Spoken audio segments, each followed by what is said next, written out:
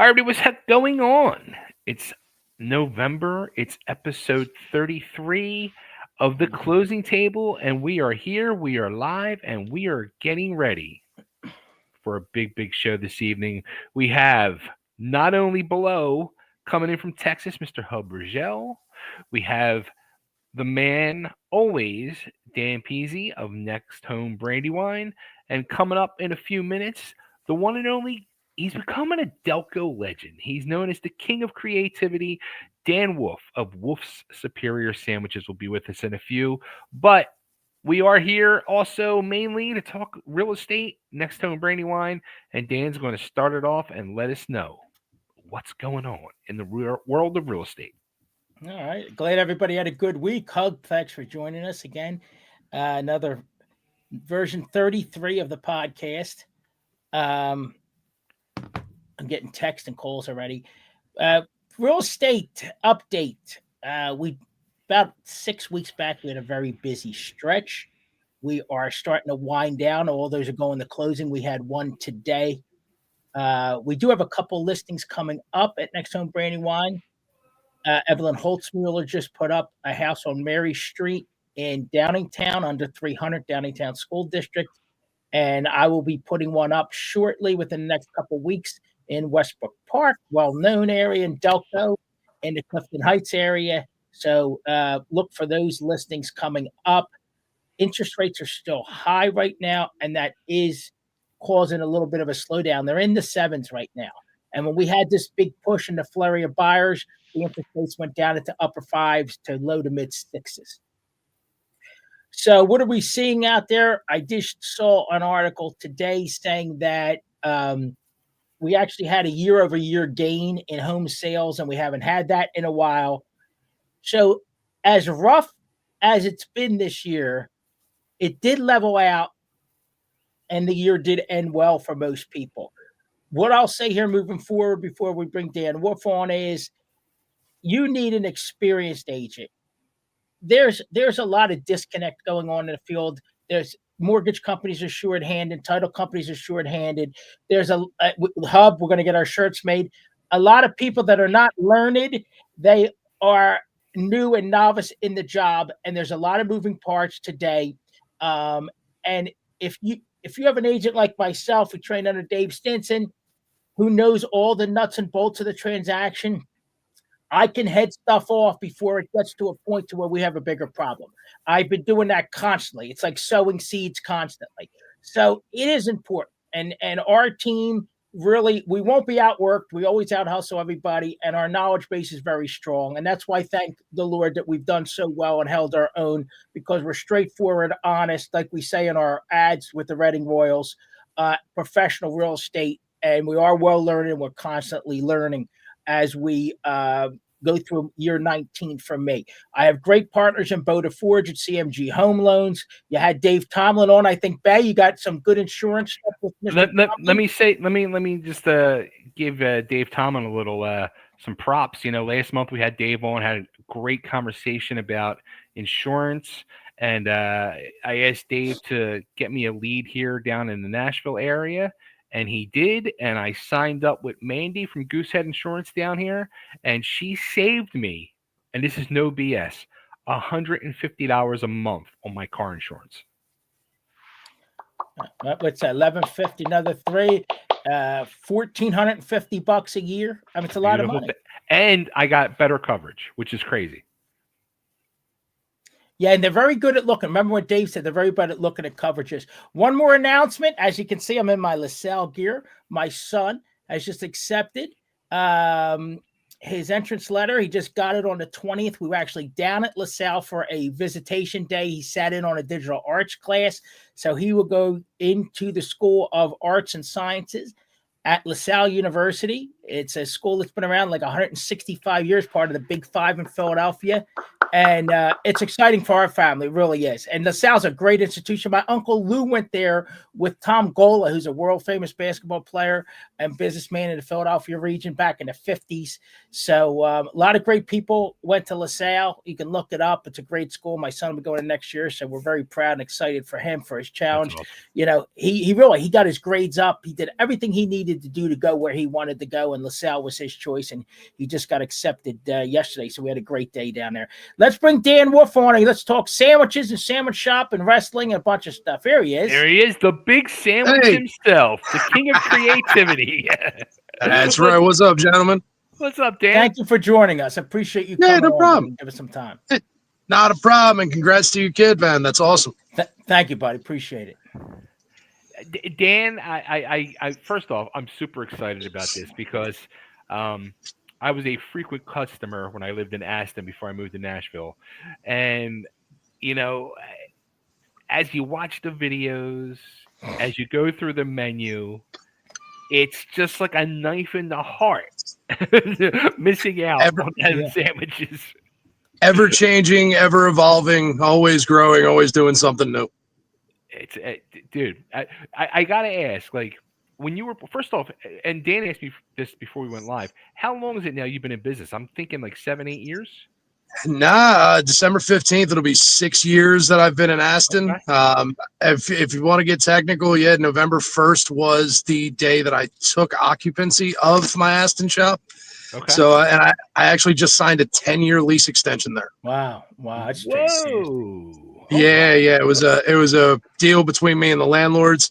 More like, whenever you're renting something, especially in a strip mall, those leases are very geared towards the landlord, not towards landlord friendly. You got that right. That's right. And, I actually got lucky because the lease that I had signed 6 years ago was, it was a lease that had been written back in 2012. So I'm still riding off of like a lot of really, really good terms from back then that you just won't get today. So, I always kind of sit back and go, yes, yeah, but with the 10-year lease extension, it was like, hey, so they were like, yeah, your lease is up for renewal. It's like, cool. Yeah. I mean, I would love to sign an extension. Obviously, this is my home base. And, but yeah, like I want a new AC unit in order to sign, the one I have is kind of crappy. And they were like, oh, well, for a new AC unit, we want you to do a 10-year lease. And I was like, okay, well, I'm more than happy to sign for a 10-year lease for a dual zone AC unit with, its own ductwork, dual zone controls, all that, broke everything down, new returns, do all this. And yeah, you're going to have to reinforce the roof and, pay for all that. So yeah, I mean, if you want to do all that, I'm more than happy to sign on for a decade.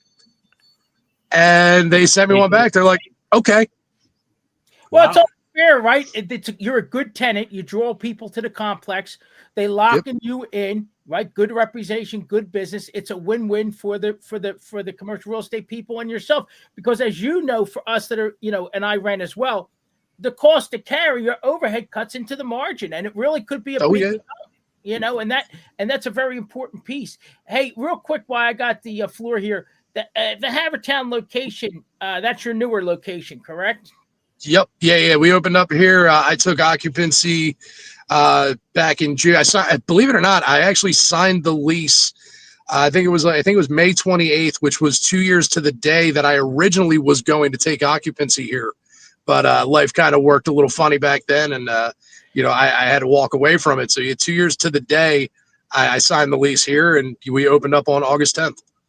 So let's talk about we're talking about revenues and stuff. So a big part of your type of business is delivery, right? So that's a big piece of the business, right? So that's sort of a lot. I have good friends that own 7Ts by me out here in Western Chester County, and delivery is a big piece of everybody's business. So one of your things I noticed is you go 8 miles, right? Am I wrong? Correct me, of either of your locations. So you're covering a large area as far as delivery. I think that really, even outside of you having a great product, great sandwiches, a lot of energy, some great creativity, the fact that you can cover that radius really helps you from a business perspective. Can you speak a little bit to that? Because I found that interesting. Like you set yourself up perfectly, as far as that setup goes with being having the two locations where they are, and then your delivery area being 8 miles within, those locations. Oh yeah, well, so I use Toast POS, which Toast, I personally love them. I think they're great. I've had a really good relationship with them since I started using them. Some of my other restaurateur friends cannot say the same. But I mean, I've enjoyed every experience with them. It's easy to use, user friendly. And one of the biggest things with that was before I switched to them, we hired our own drivers.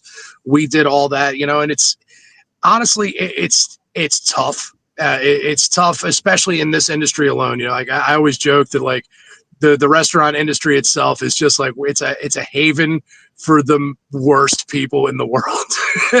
When you really get down to it, it's like you got a lot of you have good people in it too, but it's like the big manpower that you really get. It's like you get a lot of shady characters, and especially with doing your own delivery. Like if you're hiring them yourself, you never know what kind of people you're really going to get.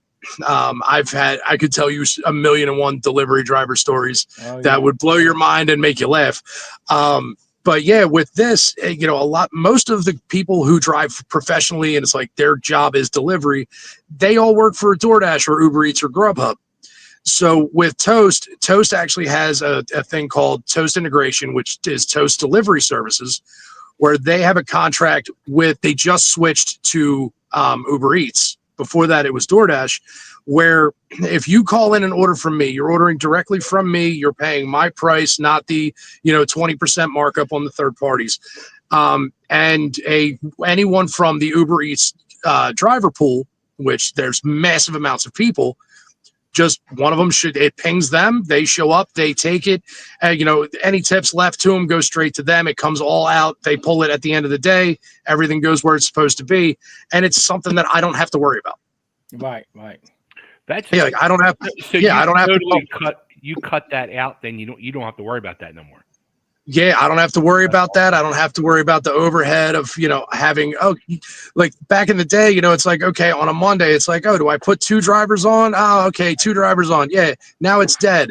All right, well, I cut one. And then I get, since we're talking about Delco in Aston, it was like, yeah, okay, cool. I'll send one guy home. He leaves, say the guy lives in Springfield or whatever. It's like, he's not coming back. Then you get a delivery to Taylor Hospital and then one to Riddle. And you got one guy, and it's like no matter how you do it, somebody's going to be pissed off, and they're going to be waiting an hour, an hour and a half. It's like with this, it's like you have an army at your beck and call, and they arrange everything. And real quick, like you said, you don't have to vet them. Having to go through these drivers and try to vet a decent driver on top of the logistics and everything else you mentioned, it really takes a lot off of you. And again, like we said, that's a big piece of your business. Delivery is a huge part of your business. Imagine if you took the delivery piece out of your business, what your margins would be. It wouldn't be nearly as good. It's funny. Back when we first opened in 2018, like pre-COVID, we were about 75% dine-in, probably 15% takeout, and then 10% delivery. I think that's 100. Yep, you got it. But yeah, then COVID happened, and obviously we killed indoor dining at that time. And we did probably like a 60-40 split, 60 being delivery. And then even now that we've reopened and people can dine in Aston, it's like 10% dine in, and then probably like 50% or 50% delivery, 40% takeout. So yeah, I mean delivery is huge. And if you only use like say you have a platform on DoorDash, it's like, yeah, dude, they take 20-30%, and that's your money, that's your profit. So if they're taking it, then yeah, I mean you're not making anything. Well, Bay, let's get into the fun part about the sandwiches and a whole bunch of creative stuff here. I'll let you head it off, and then we'll head to Hub. I'll tell you what, like when Dan first opened in Aston, I remember, getting, whatever it was, the menu, And the big selling point instantly was the gritty, a scrapple cheesesteak. And then going down the menu at that time, you're just like, these things are just so crazy and off the hook and original. That was the thing. There's a million and one, steak shops and pizza shops in Delaware County and Philly, and it's all the same thing over and over and over. What made you, Dan, look at this when you were getting ready to open, say, I'm going to completely change everything?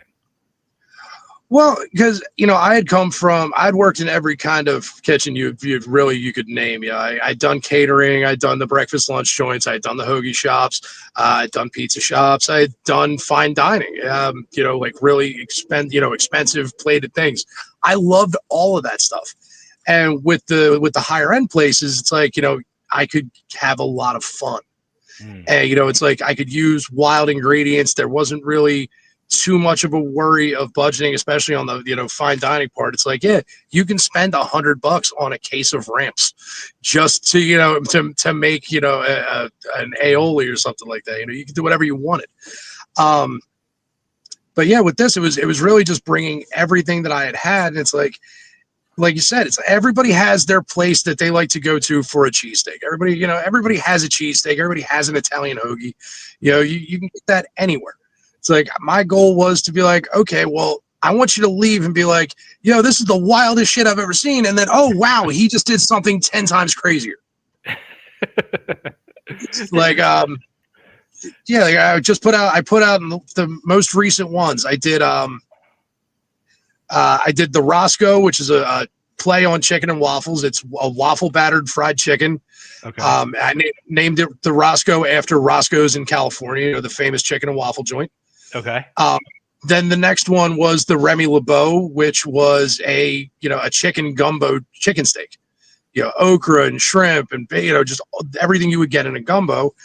And then today I just put out a new one, not even an hour ago. I called it the Kill Bill. It's a hibachi steak cheesesteak. So it's fried rice, steak, the kind of steak sauce you would get at a hibachi joint, Cooper Sharp, kimchi, all this. It's like I always want to do something wild that you never saw before. When you're creating these, how many times have you tried to do something and you're just like, no, that's not going to work? What about from a taste perspective too? That's what I mean. Yeah. Yeah. There's only been one that I've ever put out that, and I still want to revisit this, but I've yet to do it. I really like Glumpkies, and I was like, what if I made a Glumpkie sandwich? And it's like I kind of played with it as like, okay, yeah, like I can kind of wilt the cabbage, braise it down a little bit, and then do the rice and the rice and meat and all that in the sauce, and do it kind of like a sloppy Joe. And I'm not gonna lie, just the execution of it, I hated it. But I still ran with it because I still prepped everything, and it didn't sell very good. And it was kind of one where it was like, oh, it's the only one lifetime that's ever been like, damn it, shouldn't have done that or should have done it better. What is the top selling one of all time, do you think? Because I'm always adding I'm always adding new stuff. I'm always doing something different. That's kind of hard.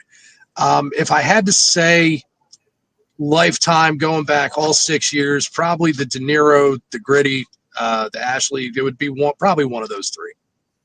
I've had the Gritty and I've had the De Niro. Yeah. It's I'm heading down. I'm going to come down. We're going to taste some stuff. I'll be heading down. There you go. He has a Delco Jesus sandwich. That's right. Oh, awesome! We had him on. He was wonderful. We had 1,000 views when they love that dude when Delco Jesus was on. Yeah. Jimmy's a crazy guy. Yeah, they love it. They love it. Hey, Hub, I see the wheels spinning. What do you got here? Chime in. I'm going to try that gumbo one. That's really sounds good to me. Oh yeah, yeah, but, man. The Remy LeBeau. Well, what I did was, I'm quite a ways from you, so I haven't been to that place. So it looks very, very awesome, and the way that you strategize to put the two restaurants in just the right spots, so that you have delivery, and I guess your buying power is better for food if you have two restaurants. Is that right? I mean, it's better because today I got my orders in. It's like when you're dealing with a restaurant, especially one, it's like there's some things your purveyors won't break a case on. So it's like, okay, well, this one's out of it. I also could use some here. You can buy it, break it yourself, and then just run it back and forth. Well, Yeah, it stretches your inventory. What I did was I watched a few videos online. It seemed like your employees really actually enjoyed the guys coming in and making videos in the restaurant. Oh, yeah. And they helped them with the video, and they were actually in it. And they were, talking with them, playing along with them. Oh, yeah. That was Kelly Drives. What is that? What you're talking about? No, I've got a couple of, but the one with that one, I don't know who the people are, but that was a channel called New Trees TV channel, an African American guy. Oh, yeah. I know them guys. Yeah, that dude's a trip. Yeah, he was really getting into the pork belly West Coast BLT sandwich. Yeah, He said it's like a thicker bacon. Yeah. We get in. I get in pork belly. I rub it down real nice, smoke it. Then we cut it down ourselves. So yeah, now does it take you 4 days for your dough to rise for the pizza? Because somebody said something about that. So yeah, there's some a proper fermentation process. Yeah, it takes probably like excuse me, it takes about like 3 days usually. You'll get a good proof on them. Yeah, elaborate on this pizza. I'm a big pizza connoisseur, so elaborate on your pizza. I love Dan's. I'm telling you what, I gotta try it because out here we don't get good pizza. Hub, not to cut you off, but Dan, just elaborate on your thin crust. What type of pizza you're pushing out there? So we actually do a fair amount of everything because just like sandwiches, I'll get crazy with pizza too. I'm trying. Yeah, so like we got your straight up hand stretch ones, large and small. We do Detroit style, which I keep it as authentic as possible. We set the dough up in the pans. We let it proof overnight. We do it fresh every day. You get a nice, real good sauce. Matches the stuff in Detroit and Chicago because they're very similar sauces. We also do a Chicago style deep dish that takes about 45 minutes all told to make. Yeah, then we've got your New York, your New York style, Brooklyn style thin crust. We call it boardwalk. Yeah, we do stuffed crust. We make all them by hand per order. So yeah, I mean, we if I have the ability to do it, I feel like I have the responsibility to do it. Well, how about that, Dan? Like you have, I mean, all these uniqueness to your menu is also kind of like a pain in the ass. Yeah, I was thinking the same thing. And you have to have so many ingredients, and it's a broader menu. I was thinking the same thing, exactly. So, I mean, how much more work have you created for not only yourself but your staff? Oh no! It's all magic. It's all magic. I'm telling you. You look at it from a chef's creativity perspective. We're looking at it by, like a cost factor, how many ingredients, all that stuff. It's great that you're looking at it from that perspective because you're bringing the consumer a lot more than just that average, average corner shop. Well, the magic really is that if you really were to break down every single thing that we do, every single item all together and look at the actual recipes and everything that comes along with it, it's all the same 60 ingredients. Okay, that's excellent.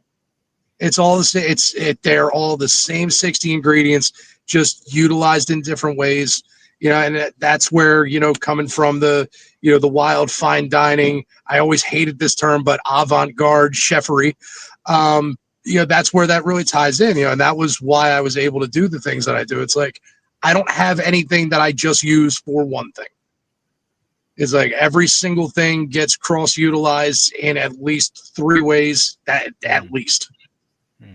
If I can't do it. Do you ever have customers that say, I like this location, but I don't like the Havertown location, or vice versa? When we first reopened, like when I first opened Havertown, obviously it took me away from Aston entirely. So when the cat's away, the mice will play. We took a couple of lumps, but things are smoothing out, and it was something that I knew was going to happen. It's like when I wasn't in H-Town, things were, we were getting kind of hit on some things in H-Town. When I wasn't in Aston, we were getting hit on things in Aston. It's growing talking pains. about, like, psychologically, the customers will only go to one location. They'll think that this is better, but it may be just the same exact thing. It's always the same exact thing. I have a ridiculously written recipe book, and I'm not gonna lie, I wrote descriptions of things as ridiculously stupid as I could. Sorry. No. I've heard that, like, they'll open up a second restaurant, and then to make sure that it's the same as the first one, they take the cook from the first restaurant, and then they bring in a different guy for the cook for the first restaurant, and still people are saying it doesn't taste like the first restaurant. Pecos is an example. Honestly, everybody knows Pecos. Everybody's complained when they opened Pecos Westchester, including myself, that it wasn't the same as the original location in Upper Darby. So I think people just have that old school mentality on some of that stuff. Well, with Pecos, if you're talking about pizza, it's actually not far-fetched that even using the same exact ingredients, even if they brought the exact same equipment, exact same people who make it, it will taste different. And here's why. The water. Yep. Remember, Dan, if you remember, they went and tested the water in about 20 locations before they moved to Westchester to try to get a close enough match with the water. My family ran lunch trucks and all. We were always in the food business. The very interesting point. Maybe you can elaborate that for people a little bit about, because I'm a pizza guy. I'm very, like, out here we have no pizza. My guys were Lafayette and Fallcroft. They were there for 45 years. Greek pizza with the thin crust area. It was awesome with the bubbly crust. But they were there for 45 years, and it's tough to match. Speak to that a little, because there is a science. My mom, that's my mother. Her birthday's tomorrow. Mom's over there looking at your sandwiches. Mom, too bad we couldn't go there for dinner tomorrow night. We're going to go down there and check it out. But yeah, speak to the water a little bit about the science of making the pizza. It's not that easy.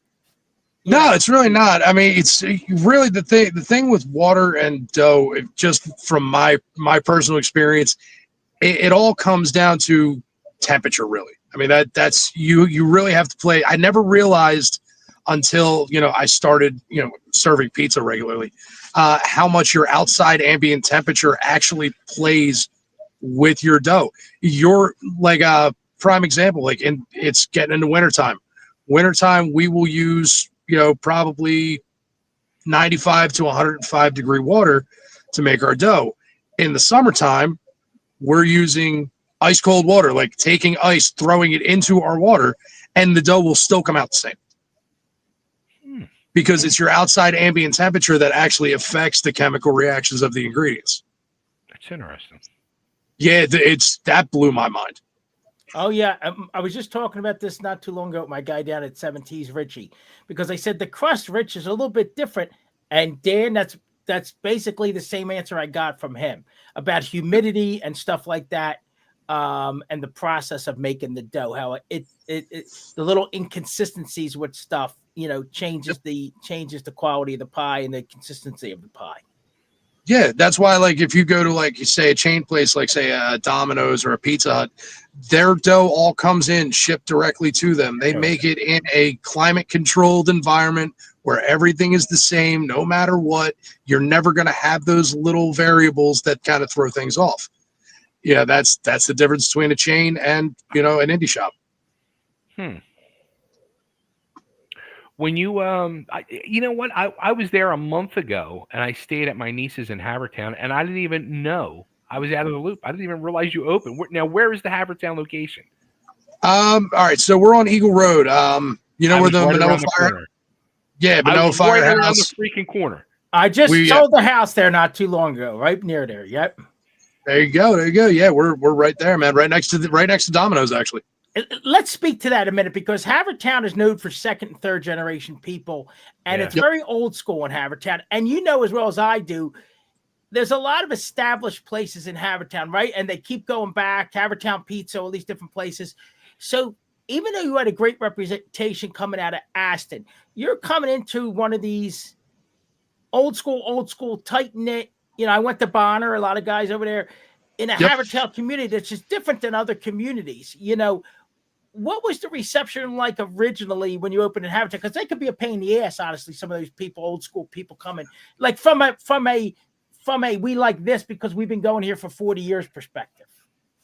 I mean, you're always going to have that, but that's the biggest thing that kind of ties into what we first talked about, the business model of being so wildly different is it's like, oh, wow, I go here for this. It's like, they don't have everything else I have. That's kind of always been my selling when people come in for the first time, like, oh, what do you do here? It's like everything everybody else does and everything they don't. That's all. And when you say that, people are like, what do you mean? And you just kind of slip them your menu and they go, okay, now I get what you're talking about.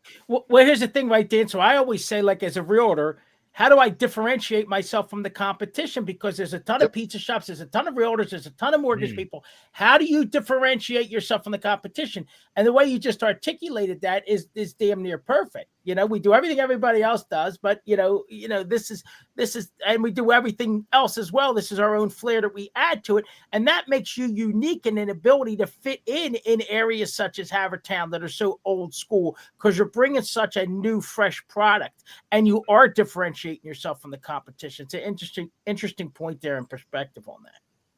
Yeah, you try and use the best ingredients. Like, I used to, when I first opened in Aston, I was using Amoroso rolls, and they were doing very well when I first opened. Then Amoroso changed the way they did things because all those fresh baked Wawa rolls, they're made by Amoroso. Yeah. And they're made by Amoroso. They're par baked. They're shipped over. Wawa warms them up in warming boxes. It is what it is. But originally, when I first started doing it, Amoroso had a plant in South Jersey that handled people like me, and then a plant in North Jersey that did strictly Wawa. They decided they wanted to cut corners. They closed their North Jersey plant, threw everything on South Jersey, and you could notice the difference right away. You know what's crazy? I don't know if you know this about me, Dan. I used to own a pizza shop in Upper Darby back. Oh, yeah. Mr. Pizza on Long Lane. Yeah, we talked about it a million times. I used to hang out on Long Lane as a kid.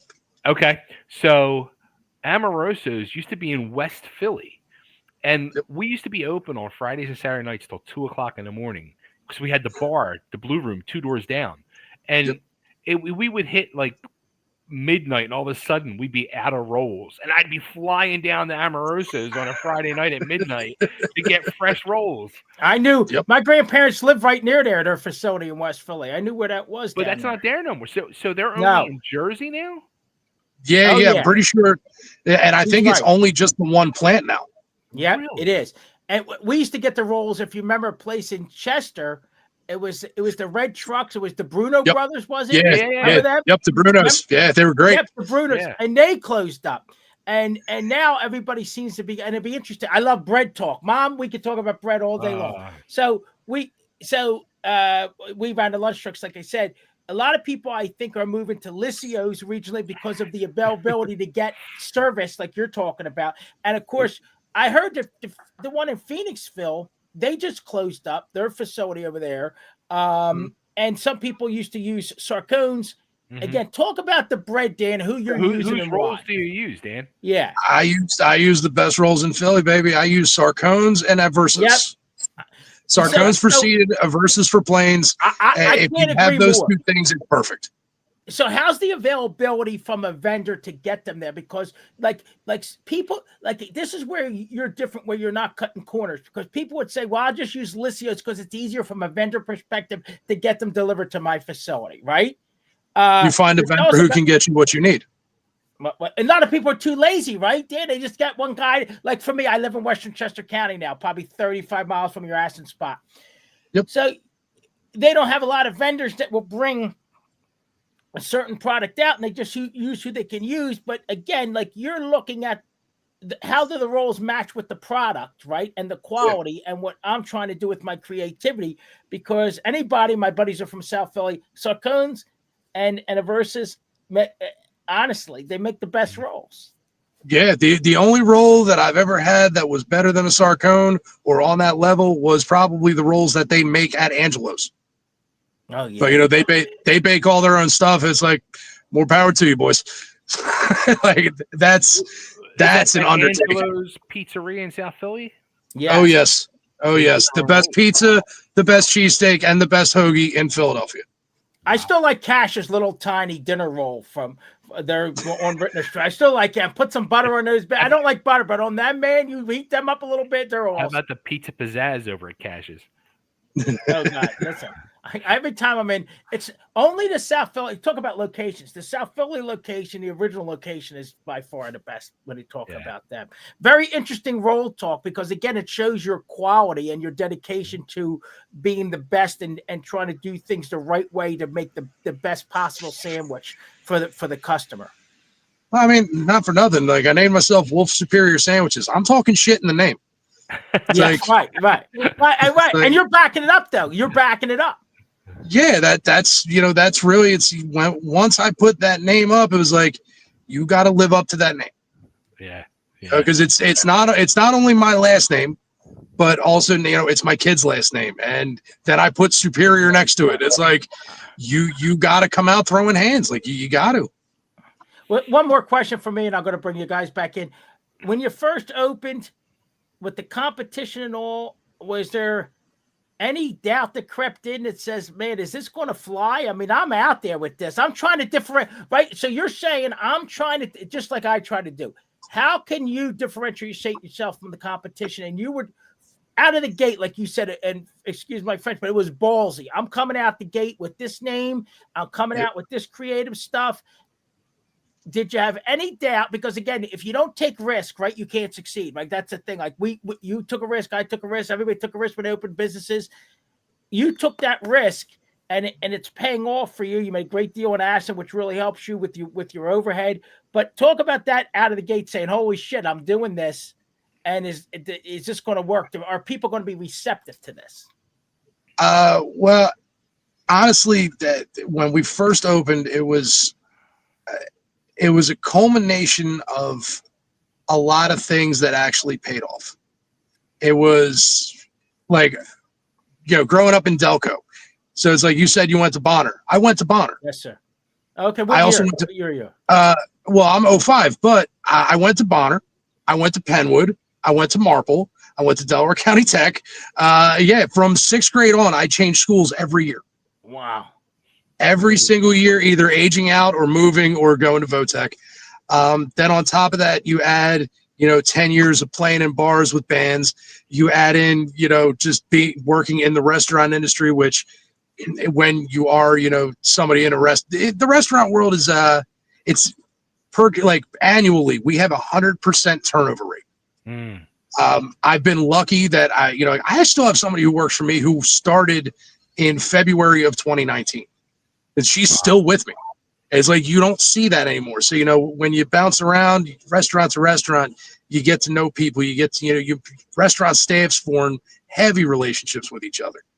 You'll either love each other or hate each other. But then when you see somebody kind of step out, and it's like, all right, yeah, well, I used to be on the line with you guys, but now I'm owning my own spot. You get a lot of love and support from that.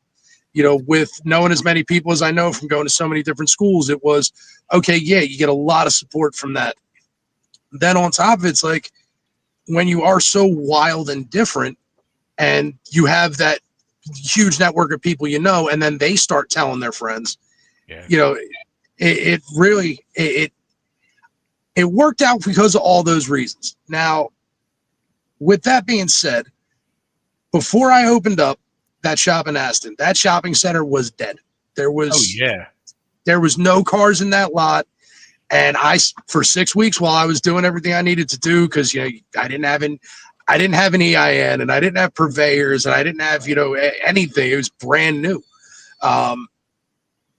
Sitting there and looking at all those empty spots with no foot traffic, off the beaten path. How are you going to make this work? And it's like I was 32 and I had nothing to lose. I'll tell you what, you brought up a good point, because that shopping center was dead. It was like the kiss of death for every business that went in there. And when you went in there, like I was genuinely scared for you, because I was like, man, This dude's got a great product. It's true. He's so unique, and he deserves all the success in the world. And I was like, man, I hope this location does not hurt and kill him. Like I really. But now you've probably become like the anchor of that shopping center. Yes. I mean, I just signed a 10-year lease. Yeah. Right, and, So- and Dan, that means flat out, and they want you because from a real estate perspective, they're meeting your demands. You're a value add to the center over there, and it's a quality business that they want to co-brand within their center. And I know that the commercial real estate people, they don't have a great name, but it does show that they want you there, and there's a lot of reasons for that. Go ahead, Hub, jump in.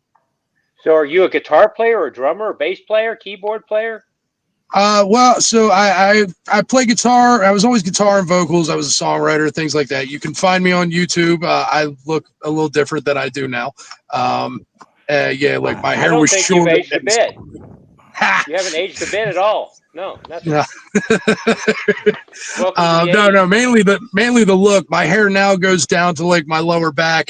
Back then it was very, very short, and it looked like people used to come up to me at the bars and be like, "Oh, like, hey, would you stick your finger in a light socket?" And then I'd have a joke that I can't say because it's a little far out there for maybe this podcast. But yeah, I looked a lot different. But yeah, my goal was I always wanted to be a musician. I wanted to be up on a stage, and so I did that for a long time. Played the bar scenes. Was that a metal band, or was that like a new wave band? If you had short hair, you could have been a new wave band. Nah, man. I was doing like outlaw country kind of stuff, like kind of like if you took Waylon Jennings, Bruce Springsteen, and I don't know, somebody who really, really sucked, and just threw them in a blender, and you would have gotten me. Well, see, from what I'm seeing is that you've got this unique thing and creativity, and you like to make these unique recipes. But the thing is that what I'm wondering is, are there people that you gave, like, first they came in and they ate the typical food for a long time, and somehow you got them to try something unique, and then they started being more adventurous? Yeah. We've kind of been a gateway drug to wild foods for a lot of people.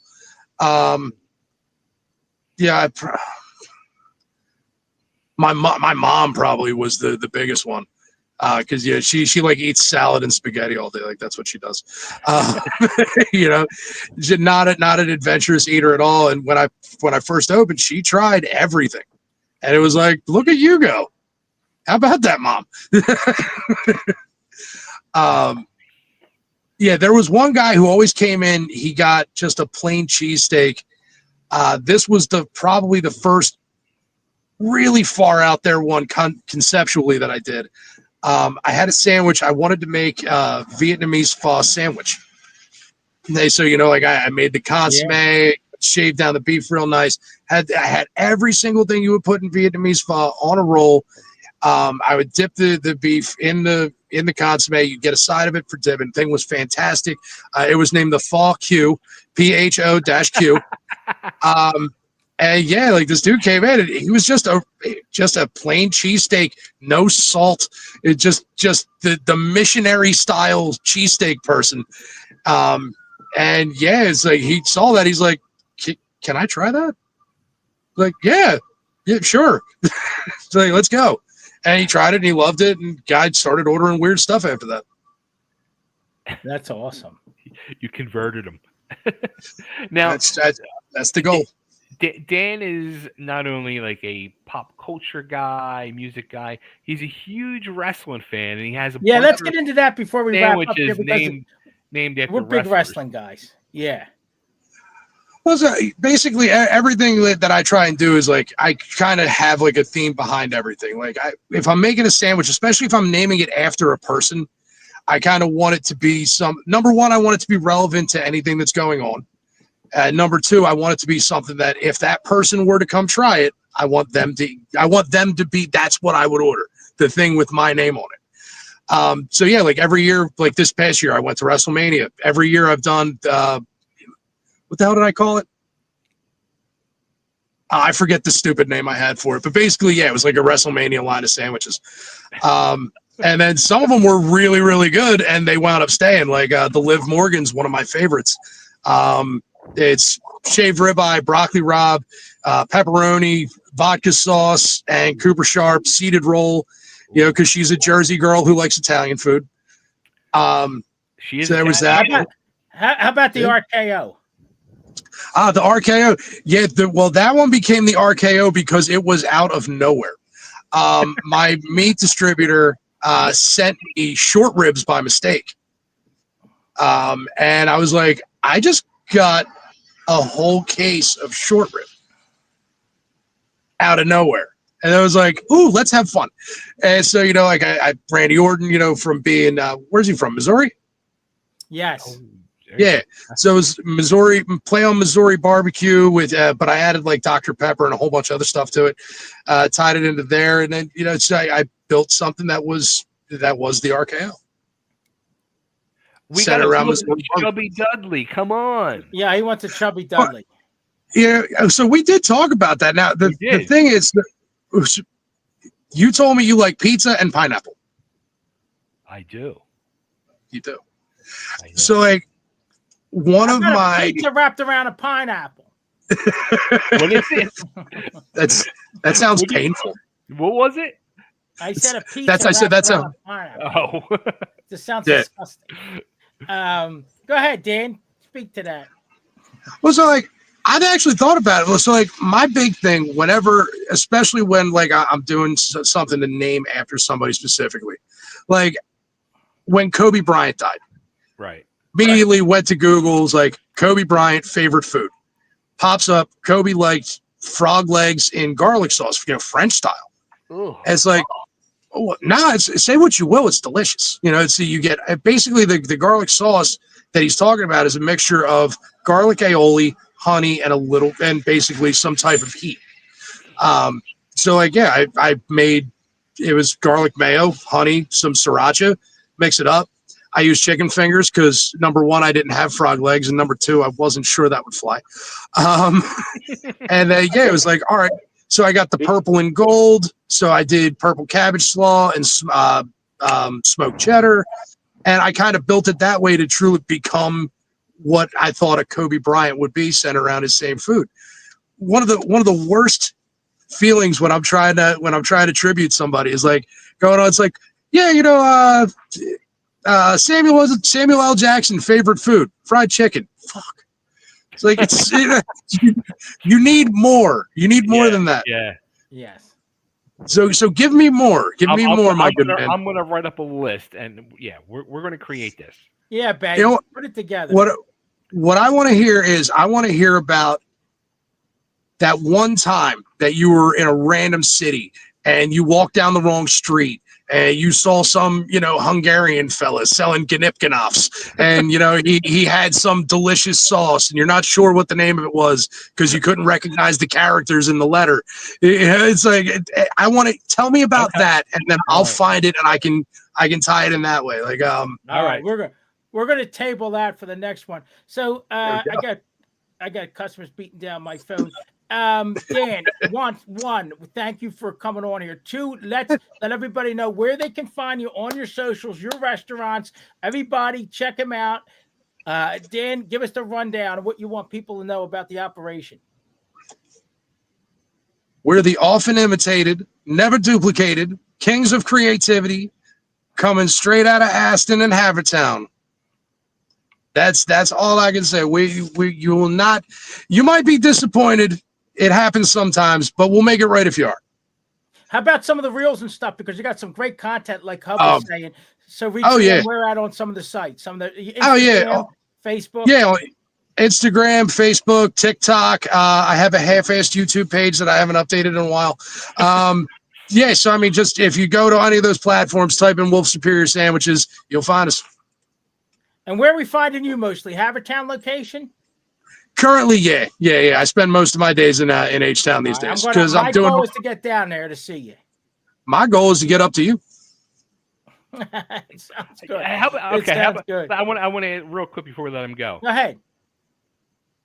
Obviously, from that comment, you want to do a third store. So would you go to Chester County, or do you ever want to go and venture into Philly? So as far as time goes right now, I have a mission, and my mission is to get 3 more up and running. But the only way I can do that, number 1 is Aston, number 2 is H-Town, and I have ideas for number 3, 4, and 5 on where I want them to go. Well, we built up a lot out here. Well, I've been out here in the Westchester County, Coatesville area for 22 years now. I'm from Fallcroft originally, and you got a lot of transplants out here. Everybody, and I think honestly, and one thing we're not out here is oversaturated, right? So we're far from oversaturated. I mean, we have 3 supermarkets down there. You would have 20, so I really think the product would play well. If you could see the head count like Walmart does the flyover to see who's in the area, it's increased tenfold. So I really think if you move something into, say, the Thorndale area where you could service Downingtown, Coatesville, that area, that would be a home run out here. When you're looking in these areas, let me know. I could give you the insights on the demographics and the people and the head counts and everything about because I've been out here so long there. How this thing has grown out here in the Western Chester County area. Oh, I know. I got family out that way too. My grandmother and my uncle live out that way. I got a bunch of friends out that way because I ran a spot in Westchester, Boxcar Brewing Company. I was there for about 2 years. Okay. I worked for the good people at America's Pie for 5 weeks back in 2015. So I am familiar with the area. My thing, it's one thing that I've always thought about is if you look at an area, it's like you should really kind of shoot for the marquee towns, because if you get the marquee town, you get the surrounding area. Yeah, like Downingtown, which is a hot area now for us. Yeah. That's where I was. I think you need a place where you can get a really good cheap rent too. Yeah, that's a good that always helps anymore. Well, I tell you what, I did that. They're out there. I did in Downingtown. It's once in a while you can find a spot like he did where it might not be the home run area, but you can make it your own and draw the people to you because the vicinity is the right spot. The location, that area, general area. Yeah, you can get a good lease, especially like my lease in Havertown. It's a solid deal, man. I'm super. It's $1,000 less per month than my Aston shop, and it's the same square footage. Yeah, it's phenomenal. And really, when you're running a business, that's the first thing we did before we opened. We locked down the physical space and ran the numbers before we even opened, because that can crush a business getting it off the ground. Well, Dan, we can't thank you enough. These guys don't get paid, like I say all the time. You took your time to join us. I hope everybody patronizes Dan's shops in Havertown and in Aston. I'm definitely going down. And we appreciated the 55 minutes you gave us, man. I can't thank you enough for coming on the program. Hey, man, thanks for having me. It was fun shooting the breeze with you boys. Good to see you again, Beck. Thanks, Dan. Thanks, Dan. Take care, brother. I'll talk to you soon. Dan. Sounds good. Have a good one, boys. Likewise. See you. Wow. Wolf that was awesome. Sandwiches. I can't praise Dan. And even Hub brought up some stuff about the music. I mean, it really went well. I got my phone blowing up here because I got a few more clients hanging out there. Bay, let's wrap up this month, and we'll head into our Christmas show in December. All right. Again, thank you to Dan Wolf and Wolf Superior Sandwiches. Go check them out. Aston on Pennell Road, Havertown on Eagle Road. You will not be disappointed. And like he said, he stands by his word. Everybody has a bad day at Chances. If something goes wrong, they will take care of you. Yeah, he's just a great shooter. The man right in here, right next to me, Dan Peasy, he will always make sure you're taken care of. NextHome Brandywine, humans over houses. They get the job done again today. Another closing deal. Another closing today. He just called me, so it's never closed anymore. Hub, thank you for your insights. Thank you for joining us again this month. We will see everybody in December. Look forward. Thanks, guys. Take care, everybody. All righty.